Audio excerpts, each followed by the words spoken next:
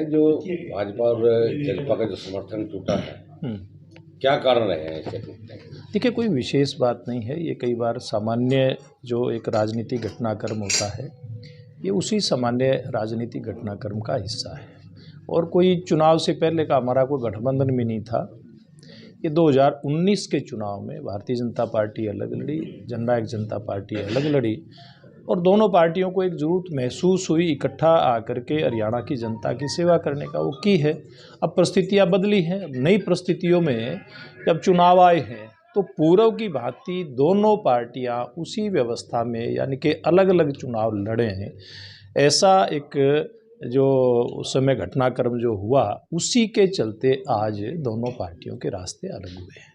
तो जैसे रात को अमित शाह जी ने कहा है कि हमारे जो जजपा के मामले में कि जजपा से संबंध पहले भी अच्छे थे, आज भी अच्छे हैं और आगे भी अच्छे रहेंगे। तो लोगों में चर्चा है ये क्या कि कहीं जो जाट वोट बैंक है उसको अलग अलग करने के लिए कहीं ये गठबंधन देखिए, तोड़ा कोई गया। कुछ भी कहे, उसमें कोई राजनीतिक दल कहता है, कोई व्यक्ति विशेष कहता है, किसी के कहने का अर्थ अपना हो सकता है उनका, लेकिन भारतीय जनता पार्टी का केवल एक ही मकसद है, देश और प्रदेश का विकास, सर्वांगीण विकास, व्यवस्थाओं के अंदर परिवर्तन, गरीब का कल्याण, युवा का कल्याण, महिला का कल्याण, किसान का कल्याण, इन सब वर्गों का कल्याण करते हुए देश को आगे लेकर के जाना। और उस व्यवस्था में इस सारे काम को करने के लिए जो भी चीज़ें ज़रूरी होती है भारतीय जनता पार्टी करती है। गठबंधन करना नहीं करना सारा इसी प्रकार का जो घटनाक्रम होता है इन व्यवस्थाओं का एक हिस्सा है। तो क्या लगता है आपको कि ये गठबंधन दोबारा नहीं होगा चुनाव के, लोकसभा चुनाव? देखिए, मैंने एक बात कही है